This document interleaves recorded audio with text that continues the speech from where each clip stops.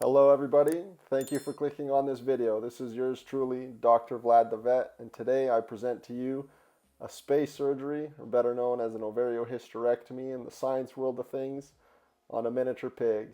Before we get into the thick of it, I just want to say thank you all for clicking on this video and for watching. I also want to say thanks to everybody who subscribed thus far since I came back to YouTube, but also to everybody who's liking, sharing, commenting, and all that good stuff on various social media fronts. So with this video specifically, I wanted to just take you guys through what a space surgery looked like. I'm going to have a couple more voiceovers throughout just explaining what's going on, what I'm seeing, so that you guys can understand what's happening also in surgery. Whether that's what I'm finding anatomically or various suture patterns or why we do what we do, I just wanted to use this opportunity to kind of educate the general public, whether it be people who aren't really involved in animal agriculture or students who want to become veterinarians or students who are on the path to becoming a veterinarian. So just a little bit of an entertainment, but also an educational video for you guys. So I hope you enjoy. As always, like, comment, share, subscribe, and I'm happy to be uploading this video for you. Stay tuned and wait for the next voiceover.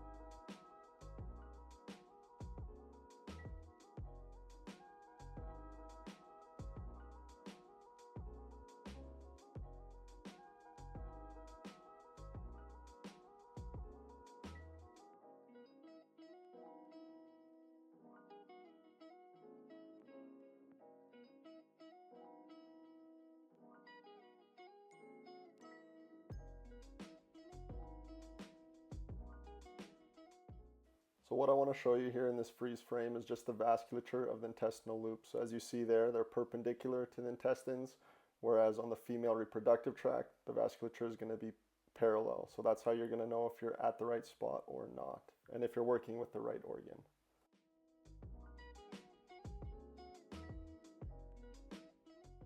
So at this point, I have exteriorized the bladder and the reproductive tract, and I think it's important to note the anatomy that we're working with before we even start a surgery. So as we see here, we're dealing with the rectum, reproductive tract, and bladder. And with the pig on its back, obviously things are going to be upside down. So right now, we've pulled the bladder out, and if you see that squiggly line right above the bladder, that's going to be the reproductive tract, which is the uterine horns that we're going to be working with and taking out.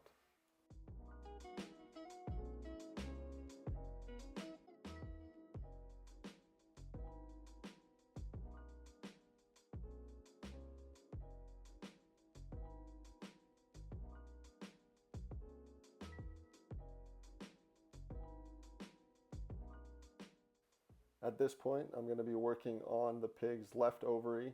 So with an ovariohysterectomy, we're going to be taking out the ovaries, the uterine horns, as well as the uterine body up into the cervix. So what we're doing here is we're ligating the vessels that are feeding that left ovary to ensure that we get a good ligation and no bleeding once we do make our cut. So we're going to do this on the left side. We're going to then transition over to the right side. And then lastly, we're going to do the uterine body, but I'll tune in with the voiceover because the suture pattern, or the ligatures, better to be said that way, are going to be a little bit different rather than just a regular circumferential.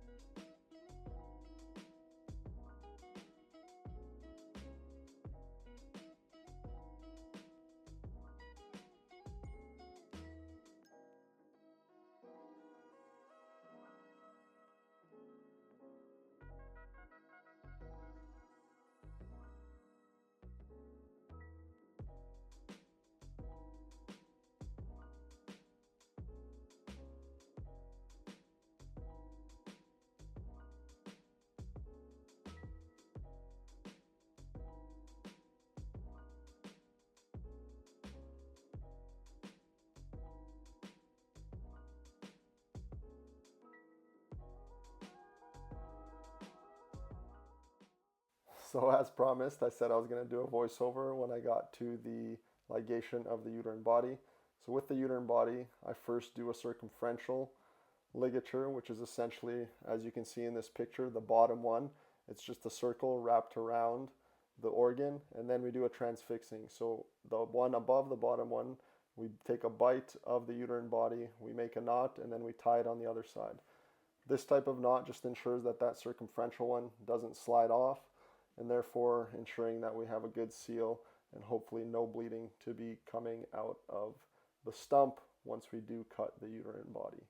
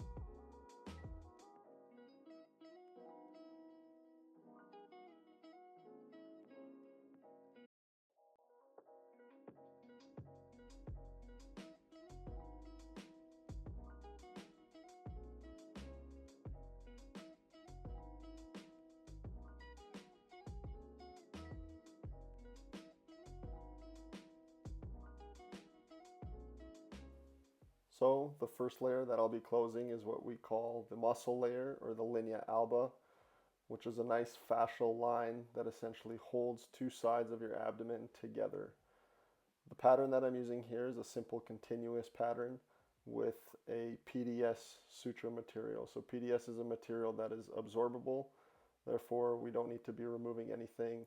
The body and its natural enzymes break down the suture after numerous amounts of weeks, once the tissues have developed their strength back.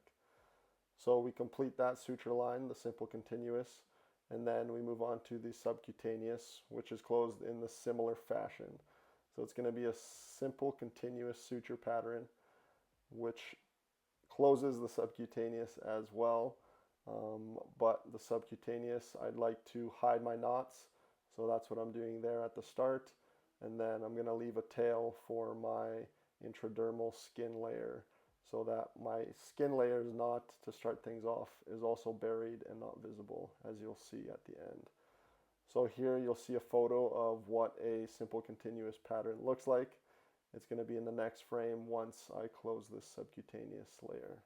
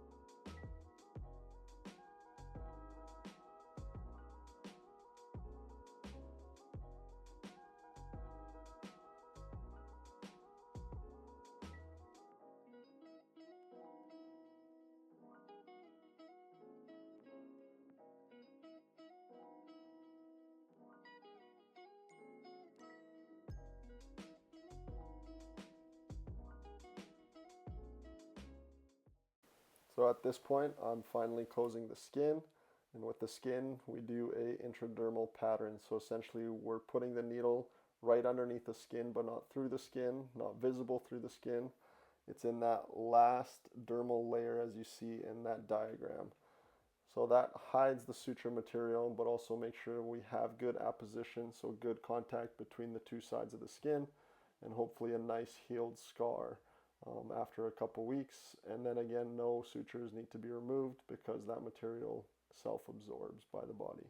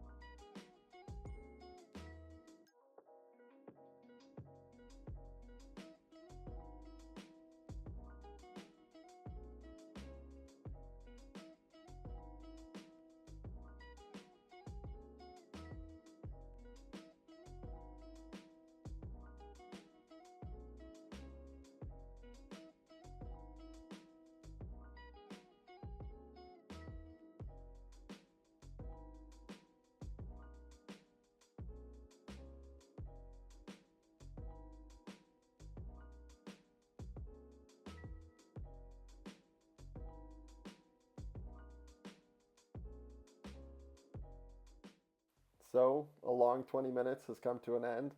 I did want to keep in as much as possible just to show you all the steps that were involved in a space surgery on, let's say, a pig in this case.